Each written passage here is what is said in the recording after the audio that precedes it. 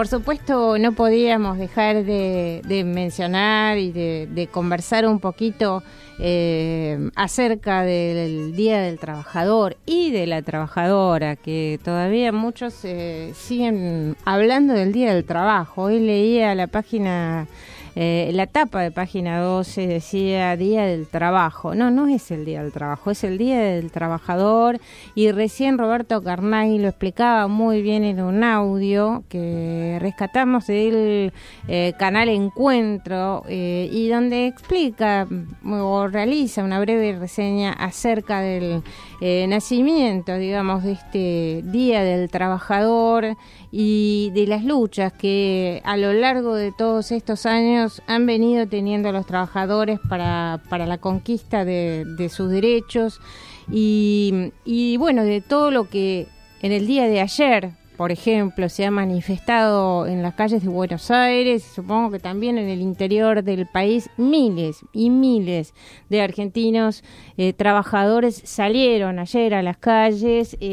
Las CGT y las CTA se han unido en esta convocatoria por el Día del Trabajador. Y además reunió también al arco opositor y bueno, de alguna manera esta situación social, política y económica que estamos atravesando los argentinos tenía que manifestarse en las calles a través de estos reclamos que se están haciendo en relación al tema de los despidos, al tema de la inflación, en relación al tema del impuesto a las ganancias. Es decir, hay una emergencia ocupacional en la Argentina que está muy ligada a justamente las políticas sociales y económicas que está llevando adelante el gobierno nacional. Creo que es un llamado muy fuerte de atención justamente a estas políticas, a este gobierno y como lo han manifestado los distintos dirigentes sindicales, y es mi opinión, no sé si ustedes estarán de acuerdo, creo que no solamente el gobierno tiene una gran responsabilidad frente a esto, sino los propios dirigentes sindicales que tienen una gran responsabilidad frente a los acontecimientos que están ocurriendo en la sociedad argentina, ya que me parece, no sé, no soy opinóloga política, pero soy una ciudadana más que en este caso, en el caso de ayer fundamentalmente, la gente, los trabajadores han ido incluso más allá que los propios dirigentes sindicales. No sé si están de acuerdo ustedes con esta opinión, pero creo que la gente está reclamando mucho más que lo que se pudo haber reclamado en otro momento histórico del país, ¿no? Creo que por un lado están lo que las concentraciones o este tipo de acciones pretenden, que serían los beneficios primarios, que tengan consecuencia en las políticas públicas, en las políticas que lleva adelante el gobierno, pero también hay un beneficio secundario para los que vamos, que es conectarnos con esos colectivos, ese colectivo al que pertenecemos, esa sensación que produce estar junto con otros 300.000 personas, 350.000 personas reclamando juntos algo, deja sin duda una huella, y es un muy buen punto de partida para lo que se viene. Sí, eso da mucha fortaleza, ¿no es cierto?, para poder seguir justamente en eso. Creo que en ese punto es el cómo vamos a seguir y cómo vamos a seguir planteando, no quedarnos, digamos, ocultos, sino justamente este es el primer pie, y saber que podemos juntos empezar a generar estos espacios y esta forma también de volver a pensar también los sindicatos, ver cómo podemos estar allí poniendo nuestra opinión, nuestro pensamiento, y cómo articular las acciones también hacia una mejor relación también de los trabajadores. Qué pena, Carolina Brandaris allí detrás del teléfono. Buenos días. Bueno, buenos días, Elena, buenos días a todos y a todas. Bueno, fue realmente un día histórico el día de ayer. Es muy cierto lo que vos venís diciendo respecto de que los trabajadores, han vivido estos 12 años, han tenido conocimiento de sus derechos, han vivenciado sus derechos, se le han ampliado sus derechos, y eso implica que cualquier recorte de los mismos no se naturalicen. Digamos, no hay margen de tolerancia como para naturalizar ni despidos, ni inflación, ni tarifazo, y me parece que justamente fue eso lo que se expresó ayer, y sobre todo respecto de las bases, lo expresaron principalmente las bases, que fueron las que hicieron la foto de 350.000 compañeros trabajadores. Independientemente de la dirigencia, que yo, digamos, coincido en algún punto, la foto de ayer rebalsa la dirigencia, porque fue la movilización, y uno lo veía en las calles incluso. Exacto. Lo veía a medida que se iba desmovilizando, que muchos de los cánticos de los compañeros y de las compañeras eran mucho más fuertes respecto de los discursos que se habían dado en los palcos. Era mucho más fuerte respecto de la política de ajuste que está llevando el macrismo en la nación, ¿no es cierto? Exactamente. Bueno, vamos a presentarte, Carolina Brandaris es secretaria de Género e Igualdad de Oportunidades de la UTE, de la Unión de Trabajadores de la Educación, adherida a CETERA, y además es docente y socióloga. Y hoy queríamos abordar con vos, en esta primera parte del programa, vamos a referirnos un poco a las trabajadoras docentes, y en cuanto a, y vamos a charlar en relación a las diferencias de oportunidades y posibilidades que tienen los varones respecto de las mujeres en la carrera docente. ¿Qué opinás? Así es.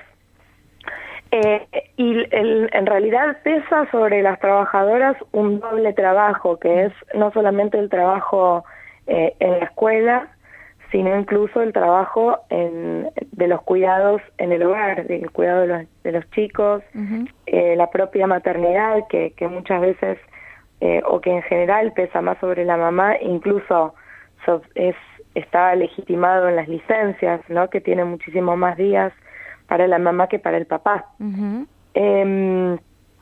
Entonces hay un doble trabajo que ejerce la mujer a lo largo de su vida, pero que se incrementa mucho en su edad fértil o en la edad en la que suele ser madre, que digamos, estadísticamente se estipula entre los 25 y 35 años.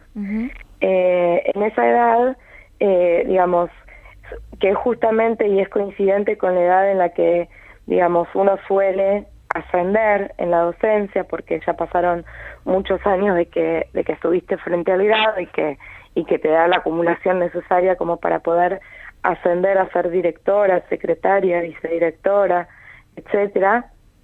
Es coincidente con esa edad fértil en la que uno, no fértil, sino en la que se estipula que las mujeres somos madres.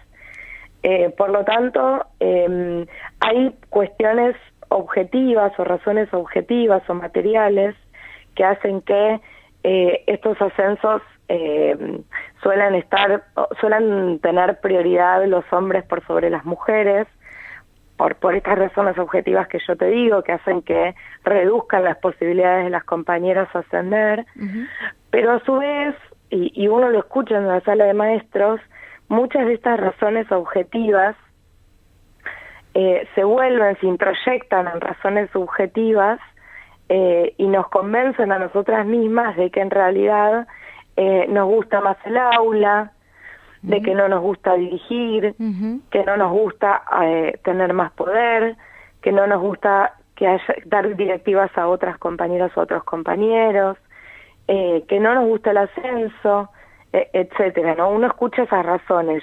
Yo prefiero el aula, yo en el aula estoy tranquila, me gusta, y más allá de que eso sea cierto, que lo es, lo cierto es que también uno podría observar que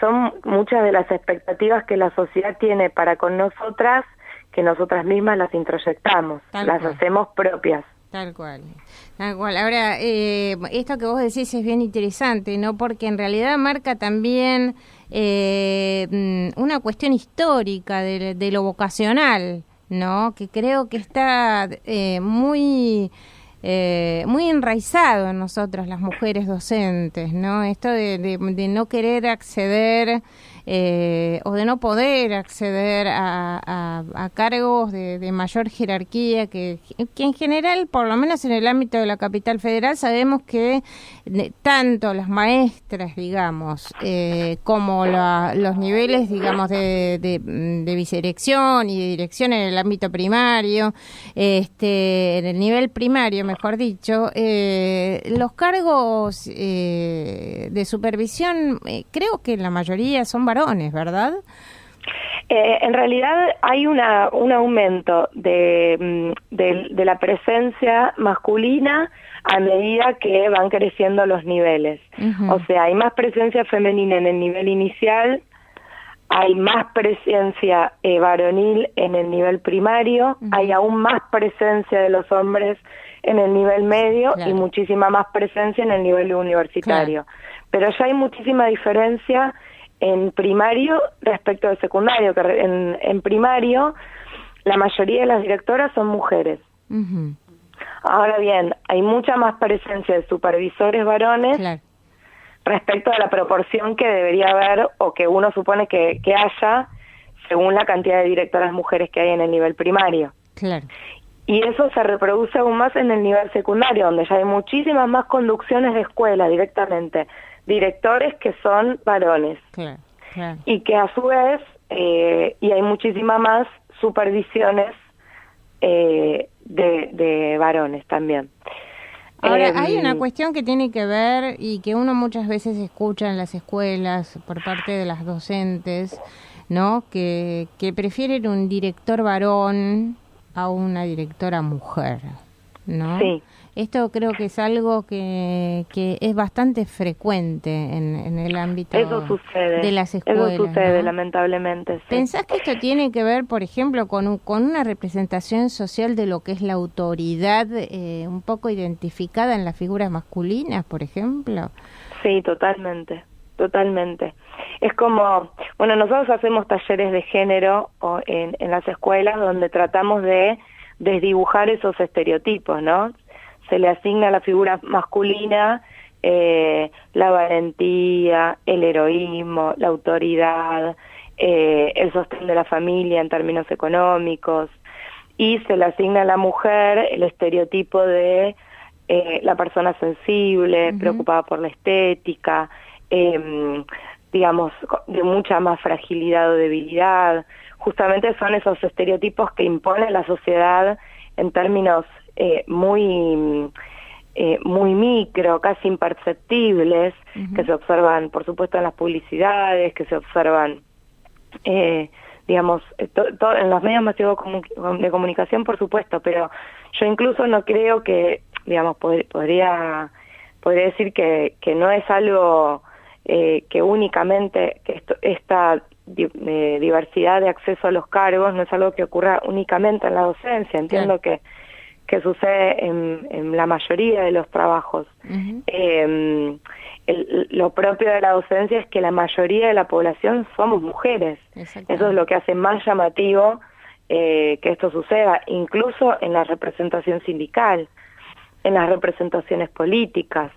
Tanto los secretarios generales, muchos hombres, como los ministros de educación, la mayoría son hombres, cuando es un ámbito donde las trabajadoras de la educación son mayoritariamente mujeres.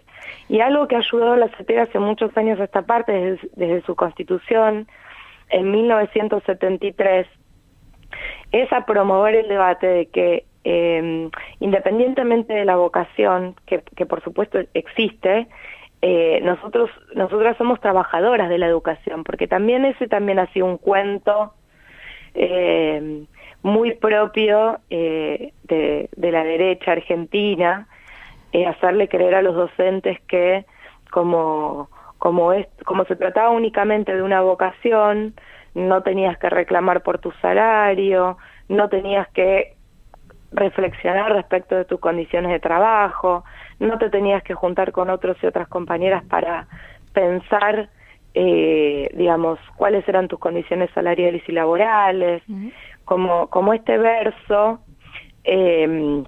muy promovido, independientemente que uno sabe que hay una cuota de cierto, pero su intencionalidad es que muchas compañeras no se consideran trabajadoras, y sucede también, es algo que sigue sucediendo, que no es ajeno a la realidad, que muchas compañeras, digamos, no prefieren no hablar de determinados temas o desentenderse, o prefieren no hablar de política, por ejemplo.